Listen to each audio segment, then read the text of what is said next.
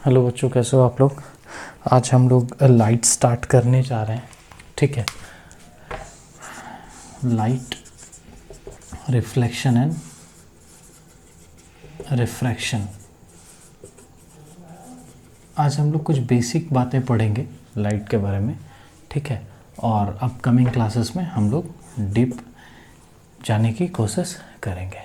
ठीक है, तो लाइट, सबसे पहले तो ये समझना है कि ये लाइट क्या है और लाइट हम लोग को मदद क्या करता है। जैसे अभी आप लोग देख रहे हो ना, ये क्लासेस देख रहे हो, आप लोग को ये बोर्ड नज़र आ रहा है, मैं नज़र आ रहा हूँ।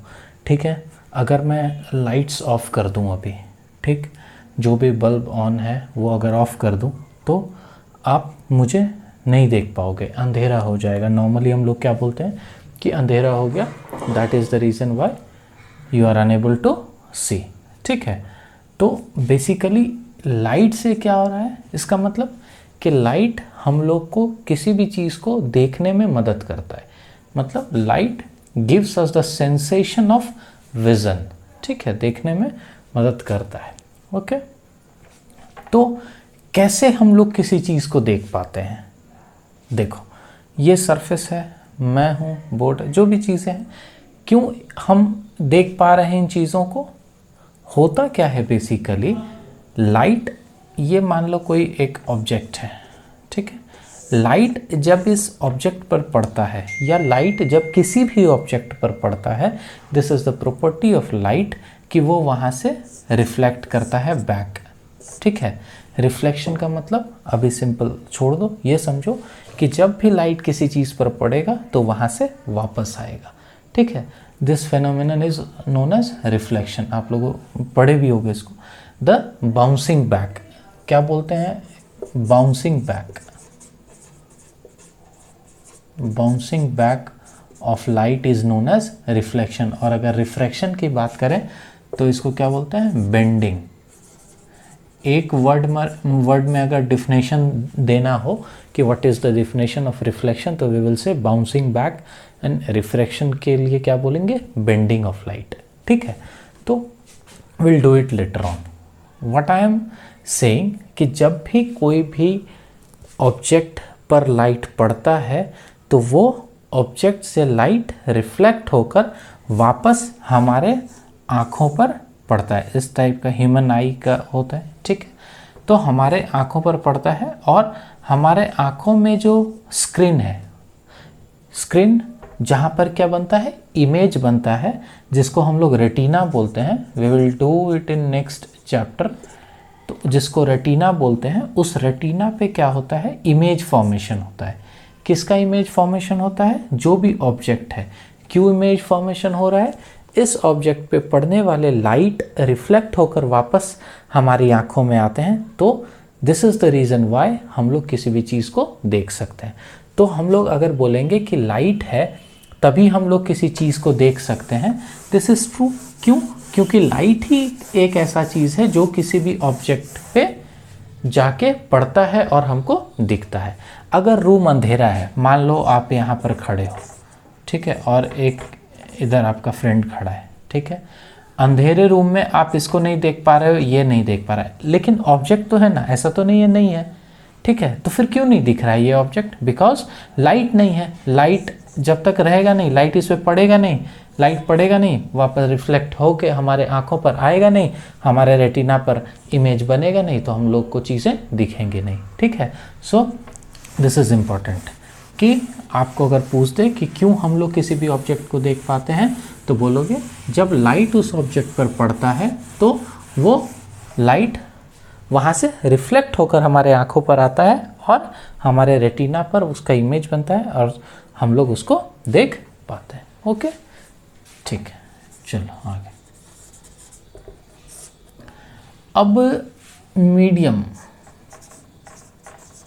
या अगर ऑब्जेक्ट की बात करें, एक बार मैं बता देता हूँ, 2-3 पॉइंट है इसमें। क्या है कि हम लोग बोलते हैं ना, सुनते आए हैं ट्रांसपेरेंट, जानते भी हो गए आप लोग। एक बार मैं रिवाइज करा दे रहा हूँ इसको, ओपेक और ट्रांसलूसेंट। ये क्या है, ट्रांसपेरेंट। ट्रांसपेरेंट कैसा ऑब्जेक्ट होता है, जो कि जिसके दूसरी तरफ हम लोग देख सकते हैं, जैसे शीशा, नॉर्मल ग्लास, तो उसके दूसरी तरफ क्या है हम लोग देख सकते हैं। जैसे ये शीशा है, जो हम लोग स्पेक्टिकल्स वगैरह, गॉगल्स वगैरह पहनते हैं, तो उसमें जो मिरर लगा होता है, कांच लगा होता है, ग्लास लगा होता है या फाइबर, वो क्या होता है, ट्रांसपेरेंट। ओपेक क्या होता है कि जिसके थ्रू लाइट पास नहीं करता है, मतलब उसके पीछे की चीज़ों को हम लोग देख नहीं सकते। और ट्रांसलूसेंट क्या होता है, वो इस दोनों के बीच में, मतलब धुंधला सा कुछ, ठीक है। तो ये 3 मीडियम होता है, ये आप लोग जानते भी होंगे, ट्रांसपेरेंट, ट्रांसलूसेंट और ओपेक, ठीक है। अब हम लोग देखते हैं यहाँ पर एक फेनोमेनन है, एनसीईआरटी में लिखा हुआ है, that is the reason why we are interested in it, ठीक है। अदरवाइज ये क्लास 12th की चीज़ें हैं, ठीक है, तो हम लोग उधर भी इसको पढ़ेंगे, ठीक। वो क्या है, डिफ्रैक्शन, डिफ्रैक्शन ऑफ लाइट, ठीक। यहाँ से कुछ बातें आएंगी that we will see here. Diffraction of light, diffraction of light क्या होता है, लाइट इस तरह से आ रहा है, ठीक है। अगर यहाँ पर कोई ऑब्जेक्ट है बहुत छोटा ऐसा, this is opaque, opaque object है, तो लाइट क्या होता है, इसके साइड से ऐसे करके निकल जाता है, ठीक है, इस तरह से, ठीक।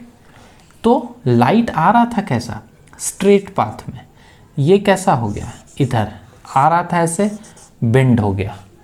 तो हम लोग तो जानते हैं कि light always travel in straight line, क्या जानते हैं, लाइट ट्रैवल्स इन स्ट्रेट लाइन। तो ये कैसे हो गया, फिर बेंड कैसे हो गया, और अगर बेंड हो गया, ठीक है, तो इसका मतलब लाइट क्या है, वेव नेचर का है। फिर आगे बढ़े, क्वांटम फिजिक्स में देखें तो लाइट बोला गया क्या, कि is a stream of particle, जिसको क्वांटम हम लोग बोलते हैं, ये आप लोग केमिस्ट्री में भी देखे होंगे, वो क्या है, स्ट्रीम ऑफ पार्टिकल।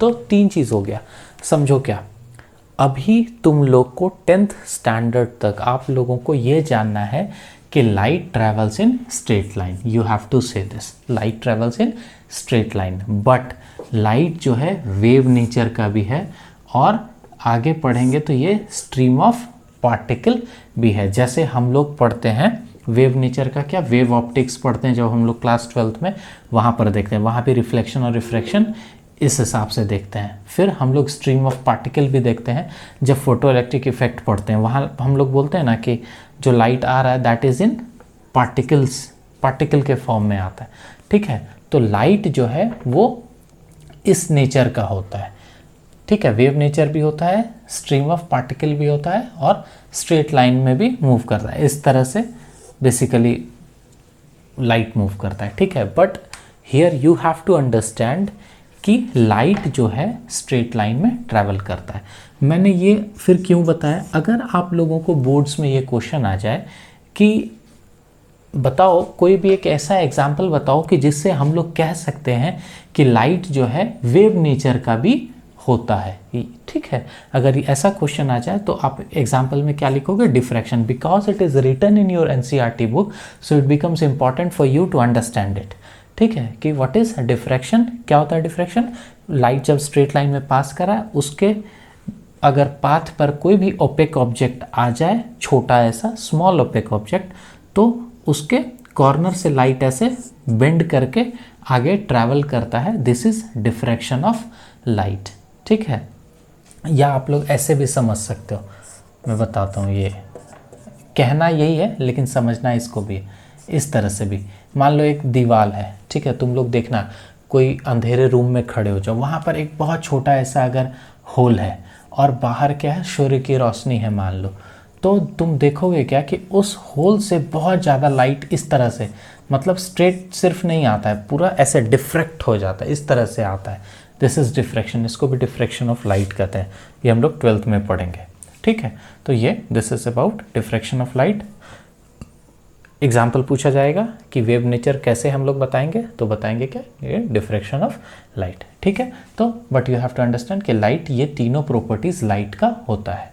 ठीक, लेकिन स्टैंडर्ड 10 में what you have to understand कि light travels in straight line. We will talk about light travels in straight line, we will study about light travels in straight line। हम लोग जो भी चीज़ें पढ़ेंगे यहाँ पर, चाहे वो रिफ्लेक्शन पढ़ेंगे, चाहे वो रिफ्रैक्शन पढ़ेंगे, चाहे इमेज फॉर्मेशन, कुछ भी चीज़ें पढ़ेंगे, और आपका माइक्रोस्कोप वगैरह, सिंपल माइक्रोस्कोप ये वगैरह पढ़ेंगे, तो सारी चीज़ें जो पढ़ेंगे वो क्या पढ़ेंगे कि इन स्ट्रेट लाइन। ठीक है, ओके। नाउ अब कुछ इम्पॉर्टेंट बातें हैं, ठीक है, वो बताना है प्लेन मिरर के बारे में, बट उससे पहले थोड़ा सा मैं बताता हूँ आपको रिफ्लेक्शन। ये आप लोग पहले भी पढ़े हुए, फिर भी मैं बता देता हूँ। रिफ्लेक्शन ऑफ लाइट, अगर आपको आ जाए राइट डाउन द डेफिनेशन, तो डेफिनेशन में सबसे मैंने एक वर्ड में आपको बताया था, क्या लिखोगे, बाउंसिंग बैक। ठीक है, सिंपल डेफिनेशन क्या हो गया, बाउंसिंग बैक ऑफ लाइट। तो अब ये बाउंस बैक करेगा कहाँ से, when light falls on any surface, तो what you have to write, bouncing back of light when it falls on any surface is known as reflection of light. ठीक है, किसी भी लाइट का किसी सरफेस पर पड़ के वापस आना, इसको क्या बोलते हैं, रिफ्लेक्शन। ठीक, इसका क्या है, लॉज आप लोग देखे हो, लॉज ऑफ रिफ्लेक्शन। क्या है लॉज ऑफ रिफ्लेक्शन, दो लॉ हम लोग पढ़ते हैं रिफ्लेक्शन का। ठीक है, पहला क्या होता है, angle I is equal to angle R. ये क्या चीज़ है, देखो मान लो ये कोई सरफेस है, यहाँ से लाइट ऐसे आया, और मैंने बोला कि जब लाइट आएगा किसी सरफेस पर पड़ेगा, तो लाइट वहाँ से क्या होगा, रिफ्लेक्ट करके वापस जाएगा।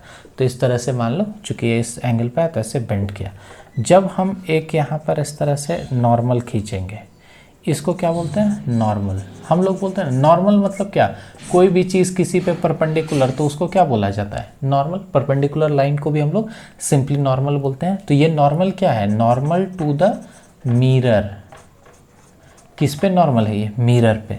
तो ये जब नॉर्मल है मिरर पे, तो ये जब इस तरह से खींचा गया और देखा गया कि लाइट जब यहाँ पड़ रहा है और यहाँ से ही क्या होगा, रिफ्लेक्ट करेगा वापस, तो देखा गया क्या कि ये एंगल आई और ये जो एंगल आर है, ये बराबर है। This I is angle of incidence, angle of incidence, और ये आर यहाँ पर क्या है, एंगल ऑफ रिफ्लेक्शन। तो ये देखा गया कि ये एंगल ऑफ इंसिडेंस और एंगल ऑफ रिफ्लेक्शन क्या है, बराबर है। This is the first law of reflection, कि हम लोग इसको क्या बोलते हैं, इंसिडेंट रे। इसको क्या बोलते हैं, इंसिडेंट रे। इसको क्या बोलते हैं, रिफ्लेक्टेड रे। और ये क्या बोलते हैं, नॉर्मल।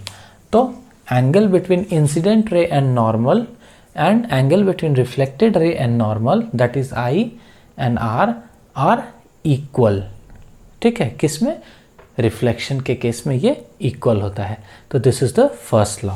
सेकेंड क्या है इसका, लॉ ऑफ रिफ्लेक्शन में, कि incident ray normal, incident ray normal and reflected रे all lie in the same plane at the point of incidence। देखो कई बार क्या होता है ना, लोग को जब आता है कि write down what is reflection and reflection of light and laws of reflection, तो लोग हड़बड़ी में क्या करते हैं, लिख देते हैं कि angle I is equal to angle r, मतलब angle of incidence is equal to angle of reflection. सही है। दूसरा क्या लिखते हैं कि incident ray normal and reflected ray, ठीक है, all lie in same plane, ठीक है, ये भी लिख देते हैं, ये भी सही है, बट इसको पूरा लिखना है eight the point of incidence. क्यों, देखो इसका मतलब क्या है, ये देखो, ये यहाँ पर इंसिडेंट रे, ये यहाँ पर रिफ्लेक्टेड रे मान लो, मैं भी समझा रहा हूँ, और यहाँ पे नॉर्मल, ये I, ये N, ये R। अगर हम सिर्फ ये लिखेंगे कि incident ray, normal and reflected ray all lie in same plane, तो सेम प्लेन पे यहाँ भी लाई कर रहा है, सेम प्लेन पे यहाँ भी लाई कर रहा है। लेकिन ऐसा है क्या? ये तो ऐसा है कि इंसिडेंट रे, रिफ्लेक्टेड रे और नॉर्मल तीनों इस सेम प्लेन में और सेम पॉइंट पर भी है।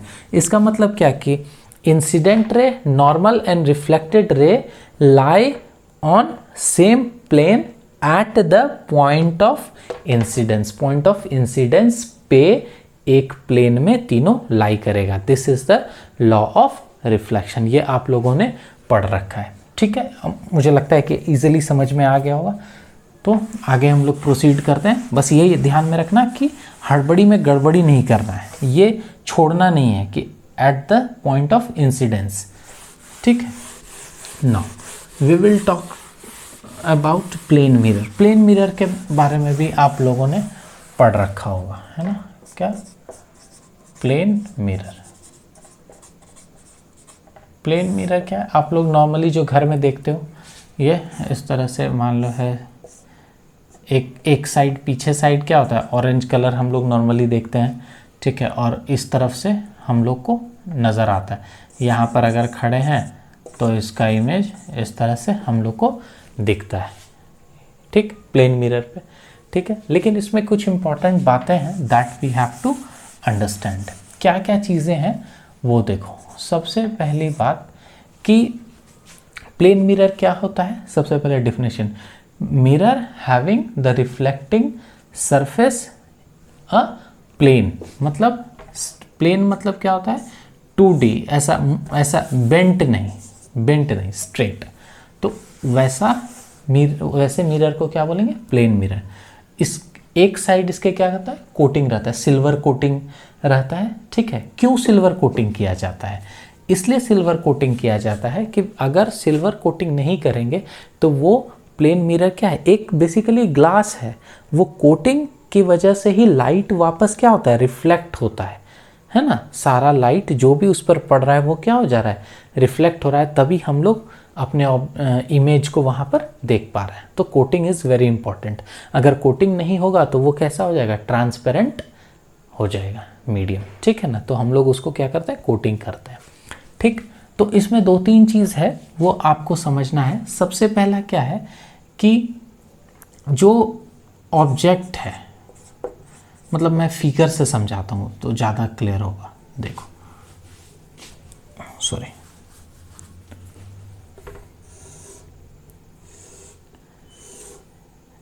ये एक कोई मिरर है, ठीक है। यहाँ पर कोई ऑब्जेक्ट है, हाँ ठीक है, यही वाला, सॉरी सर, ठीक है। यहाँ पर कोई ऑब्जेक्ट है इस तरह से, ठीक। ये ऐसे करके रखा हुआ है टेबल पे, ऐसे करके प्लेस्ड है। यहाँ पर कोई ऑब्जेक्ट है इस तरह से, तो इसका क्या होगा? यहाँ क्या बनेगा? इमेज बनेगा, है ना। कोई भी ऑब्जेक्ट है उसका क्या बनेगा? इमेज बनेगा। तो 2-3 चीज़ है याद रखना प्लेन मिरर में। सबसे पहला चीज़ क्या कि इमेज का जो साइज होगा वो is equal to object size. Object जितना बड़ा हम लोग लेंगे ये इमेज उतना ही बड़ा बनेगा, ठीक है। दूसरा, object distance from mirror is equal to image distance from mirror.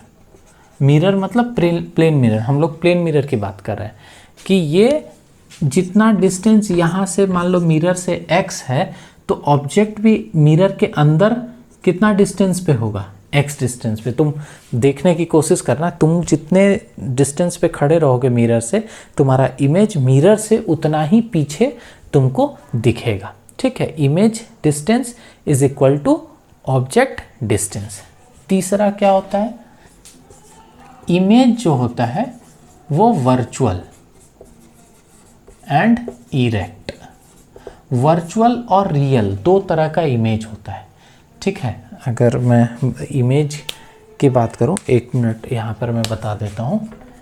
Image जो है ये 2 तरह का होता है, एक होता है रियल और एक होता है वर्चुअल।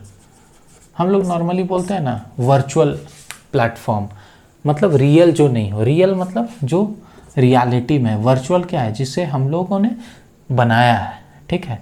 तो वर्चुअल इमेज क्या होता है कि यहाँ पर जब लाइट इस पर पड़ता है वापस आ जाता है, तो हम लोग उसको ज्वाइंट करके इमेज बनाते हैं, ठीक है। That is known as virtual. ये मैं आगे और क्लियर कर दूंगा जब हम लोग स्पेरिकल मिरर के बारे में पढ़ेंगे, वहाँ उसका रे डायग्राम बना के देख लेंगे। इरेक्ट, इरेक्ट का मतलब क्या होता है, खड़ा, ठीक है, स्ट्रेट, खड़ा, ठीक है। तो वर्चुअल इमेज जो है ना जब भी बनेगा उसके साथ कैसा बनेगा, वर्चुअल और इमेज क्या होगा, इरेक्ट। ऑब्जेक्ट इरेक्ट मतलब खड़ा, जैसे ये खड़ा है वो भी खड़ा, ठीक है। फोर्थ प्रॉपर्टीज इसका क्या है, फोर्थ कि इमेज जो है वो लैटरली इन्वर्टेड। 2 चीज़ है समझना। अगर मैं आपको ये बोल दूं कि इमेज क्या है, इन्वर्टेड, इन्वर्टेड का मतलब हो गया उल्टा, उल्टा नहीं।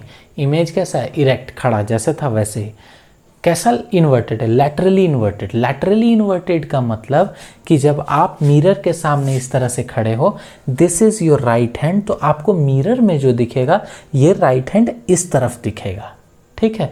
ये राइट हैंड इस तरफ दिखेगा और ये लेफ्ट हैंड इस तरफ दिखेगा, ठीक है। बिकॉज आप देखो मैं अभी इस तरह से खड़ा हूँ, मेरा चेहरा उधर है, मेरा ये राइट हैंड अभी किधर है, मैं ये लिख रहा हूँ आर, राइट, चेहरा किधर है, उधर। लेकिन जब आप अपने इमेज को देखते हो तो आपका इमेज कैसा नज़र आता है आपको, इस तरह। तो सिंपल है, तो इस तरह जब नज़र आएगा तो ये राइट हैंड पहले था, आपका बेसिकली राइट हैंड इधर है, लेकिन आपको तो आपका इमेज दिख रहा है सामने, तो वो किधर हो जाएगा, लेफ्ट इधर हो जाएगा। दिस इज लैटरल इन्वर्जन, इसी को क्या बोलते हैं, लैटरली इन्वर्टेड, ठीक है। तो ये है, समझ में आया ना कि आप अभी इस तरह से चेहरा है, जब आप मुड़ जाओगे इमेज आपको कैसा है, इस तरह दिख रहा है, बेसिकली आप ऐसे खड़े हो, ठीक है ना। कोई भी आदमी आपको पीछे से देखेगा तो कहेगा ना कि मुझे तुम्हारी पीठ नज़र आ रही है, लेकिन अगर मिरर में देखेगा तो बोलेगा आपका चेहरा नज़र आ रहा है, तो पलट गया ना, ये ऐसे था ऐसे हो गया, तो सिंपल है। तो वो राइट का लेफ्ट, लेफ्ट का right, this is lateral inversion, इसी को लैटरली इन्वर्टेड कहते हैं। तो दिस इज द प्रॉपर्टी। क्या क्या प्रॉपर्टी है प्लेन मिरर का, सबसे पहले कि ऑब्जेक्ट साइज और इमेज साइज क्या होगा, एक दूसरे के बराबर होगा, ठीक है। दूसरा क्या होगा, ये सब आप देख भी सकते हो अपने से, मतलब सेट करके। दूसरा क्या है, जितना ऑब्जेक्ट से डिस्टेंस होगा उतना ही इमेज का डिस्टेंस होगा मिरर से, वर्चुअल होगा, इरेक्ट होगा और लैटरली इन्वर्टेड होगा, ठीक है। मुझे लगता है ये चारों प्रॉपर्टीज आप लोगों को समझ में आ गया होगा, ठीक है। चलो आगे बढ़ते हैं। अब 2-3 केस है प्लेन मिरर में, आपको ये मे भी ना पूछें कि बताओ प्रॉपर्टीज, लेकिन पूछ सकते हैं, ऐसा नहीं है, आपको लिखने दे दिया जाएगा, write down the 3 properties of the image formed by plane mirror, ठीक है। आप लोग को पूछ देगा 2 मार्क्स या 3 मार्क्स में, तो आपको चारों लिखना होगा। क्या क्या प्रॉपर्टीज है, पहला कि image distance is equal to object distance from the mirror, laterally inverted होता है, वर्चुअल और इरेक्ट होता है, ऐसे करके, ठीक है। अब या तो आपको ये पूछ देगा, इस तरह से क्वेश्चन पूछेगा कि इन सलून, आप जब सलून में बैठते हो फॉर योर हेयर कट, जैसे आप यहाँ पर ऐसे करके चेयर लगा होता है ना, इस तरह से आप इधर बैठे हुए ऐसे करके, इधर आपके सामने एक मिरर होता है, पीछे साइड में शॉप में जनरली इधर भी मिरर लगा होता है ऐसे करके। तो आपको ये पूछा जाता है कि बताइए सैलून में जब आप होते हैं और जब आप अपने हेयर कट करा रहे होते हैं उस समय आपको अपना कितना इमेज दिखता है, how many number of images you are able to see while taking hair cut in salon if you have 2 mirrors placed at in your front as well as in your back. तो क्या बोलोगे, इसका answer होता है infinity. क्यों infinity, देखो तुम यहाँ देख रहे हो, तुम्हारा एक इमेज बना है यहाँ पर, ठीक है, ये मिरर, यहाँ भी मिरर है, तो यही इमेज यहाँ भी बनेगा, इस इस मिरर के लिए मान लो ये ऑब्जेक्ट हो गया तो इसका बनेगा, फिर इसका भी इधर, मतलब अंदर बहुत सारा ऐसे करके लगेगा कि बहुत सारा मिरर लगा हुआ है, तो कितना होता है इन्फिनिटी सैलून में। ठीक है। दूसरी चीज़, अगर आपको ये पूछते कि बताओ एक छोटा सा प्लेन मिरर है, मान लो ये छोटा सा प्लेन मिरर, ठीक है, इतना छोटा सा प्लेन मिरर है, अगर मैं ये पूछूं आपसे कि अगर यहाँ पर एक एलिफेंट रख दें बड़ा ऐसा, तो is it possible for us to see an elephant in this small mirror? क्या हम लोग इस छोटे से मिरर में इस एलिफेंट के पूरे इमेज को देख सकते हैं? आप समझो कि मतलब एक एलिफेंट इतना बड़ा है और इतना छोटा सा मिरर है, तो क्या हम लोग यहाँ पर मान लो खड़े हैं, तो हम लोग क्या देख सकते हैं इस एलिफेंट के इमेज को इसमें? तो क्या बोलोगे, येस और नो? तो बोलोगे येस वी कैन सी। लेकिन हम लोग कैसे देखेंगे? तो उसके लिए एक चीज़ होता है कि व्यू, कौन सा व्यू, कहाँ से, मतलब ये ऐसे करके हम लोग को जो देखना होगा वो एक ऐसे प्लेस से, मतलब ये बहुत पीछे एक ऐसा सर्टेन एरिया होता है जहाँ पर से कि हम लोग इसको देख पाएंगे। अभी आप लोग को बस यही जानना है कि yes we can see. 12th में जब जाओगे तो ये आप लोगों को क्लियर और कंसेप्ट होगा। मे बी ऑब्जेक्टिव में पूछ दे, that is the reason why I am letting you know about it. ठीक है। थर्ड चीज़, अगर ये आपको पूछ दे कि आपके घर में ड्रेसिंग टेबल है, आप बोलोगे यस। ठीक है। ऐसे क्वेश्चन आएगा कि you have dressing table at your home, ठीक है, इस तरह से ड्रेसिंग टेबल है, ठीक, ऐसे करके चलो, ये रूम है, ऐसे करके this is the dressing table, ऐसे करके, ठीक है। बोलेगा क्या कि हियर यू आर, आप यहाँ पर हो, ठीक। तो ये बताओ कि अगर मैं ये बोलूँ कि ये ड्रेसिंग टेबल है, एक ये ड्रेसिंग टेबल है, एक और इससे भी छोटा है, 3 ड्रेसिंग टेबल है, 1 2 3। आपका जो हाइट है मान लो है h, इसका हाइट है 3h, इसका हाइट है h/3, इसका हाइट है h/2। मतलब क्या, आपके लंबाई, आपका लंबाई कितना है h, इसका लंबाई कितना है 3h, मतलब आपसे तिगुना बड़ा है। इसका लंबाई कितना है h/3, इसका लंबाई कितना है h/2। तो आपसे अगर ये पूछा जाएगा कि बताओ कि इस तीनों में से किस केस में आप अपने फुल इमेज को मिरर में देख सकोगे, इसमें, इसमें या इसमें, तो इसमें देख सकेंगे और इसमें भी देख सकेंगे, लेकिन इसमें नहीं देख सकेंगे। ठीक है। याद रखना, क्या याद रखना है, ये आप लोग को याद रखना है कि अगर हम लोग का हाइट h है तो मिनिमम h/3 हाइट का मिरर हम लोग को चाहिए to see our full image on that plane mirror.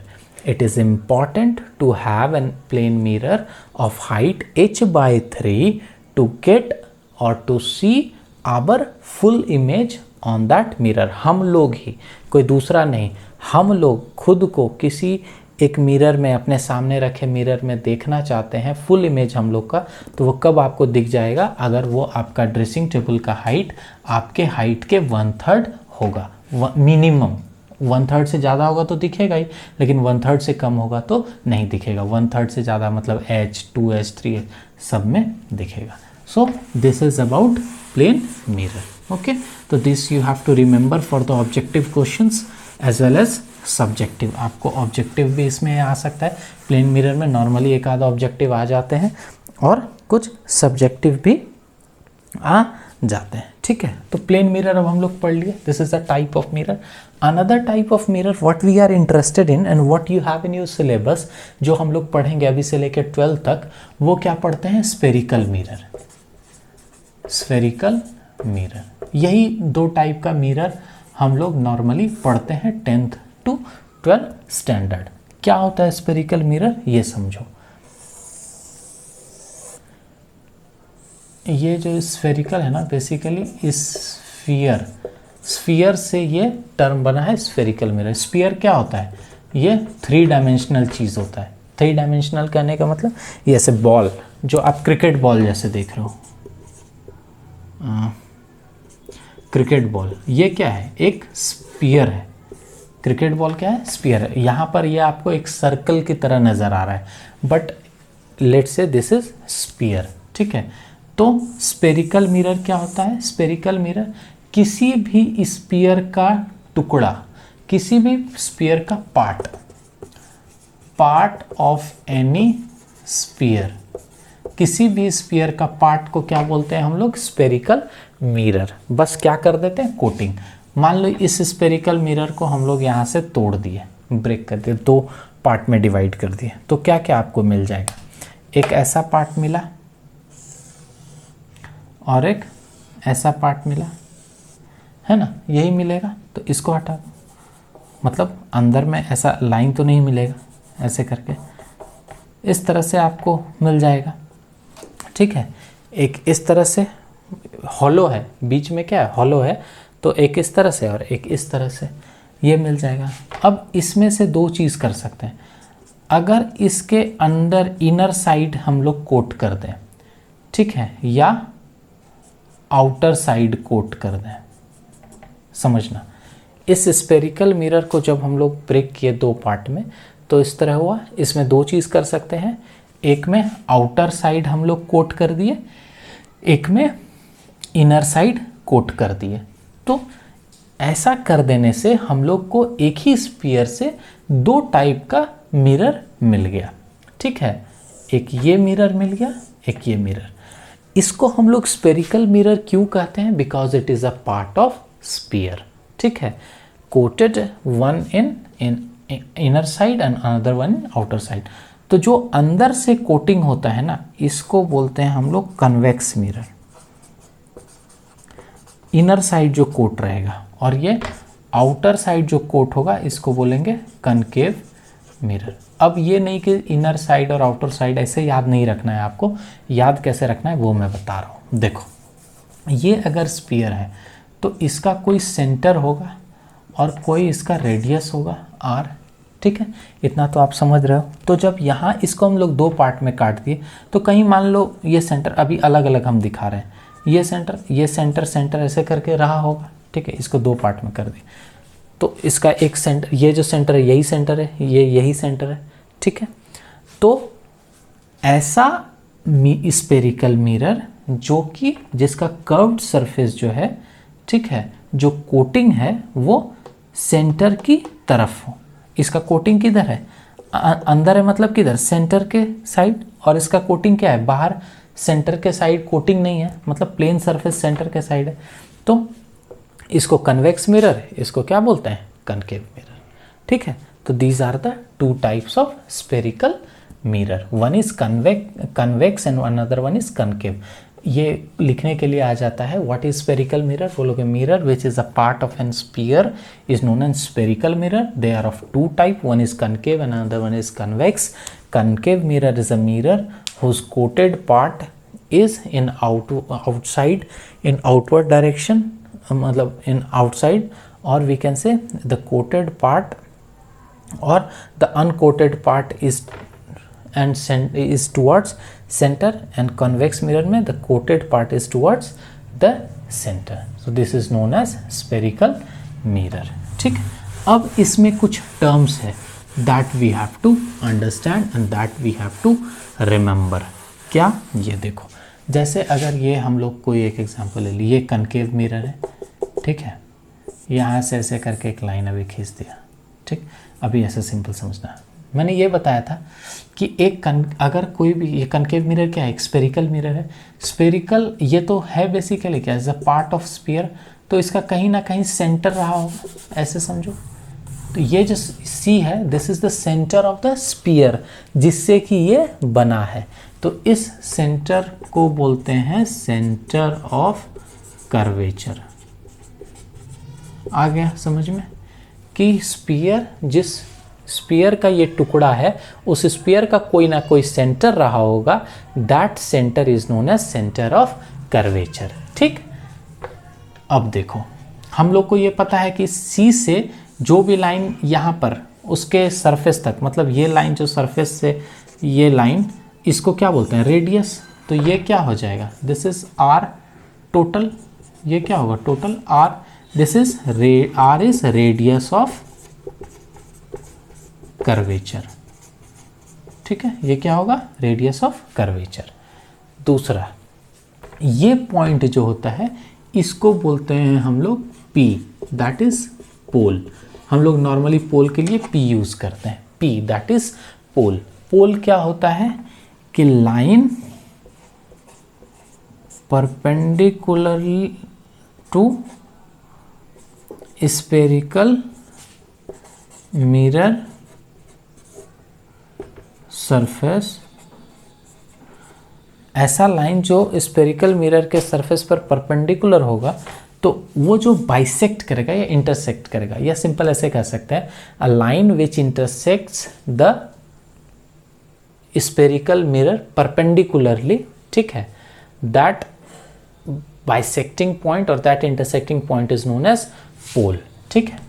अब इस पोल और इस सेंटर ऑफ कर्वेचर के बीच के डिस्टेंस को हम लोग क्या बोल दिए, रेडियस ऑफ कर्वेचर। दूसरा चीज, इस सेंटर ऑफ कर्वेचर और पोल के बीच अगर हम लोग एक लाइन खींचेंगे तो उसको क्या बोलेंगे, प्रिंसिपल एक्सिस, प्रिंसिपल एक्सिस। अब एक चीज देखो, मैंने अभी बताया आपको कि कोई भी लाइन अगर परपेंडिकुलरली बाइसेक्ट करेगा इस स्फेरिकल मिरर के सरफेस को तो उस पॉइंट को क्या बोलेंगे, पोल। तो आप ये कह सकते हो कि हम इस फिगर में जैसे इस तरह से बनाए, हम बोल रहे हैं ये पोल, लेकिन मान लो कोई लाइन ऐसे बाइसेक्ट किया तो ये भी तो पोल हो गया इस सरफेस का। लेकिन हम अगर ये स्फेरिकल मिरर बना रहे हैं तो इस स्फेरिकल मिरर में एक ही पोल हो सकता है, ठीक है।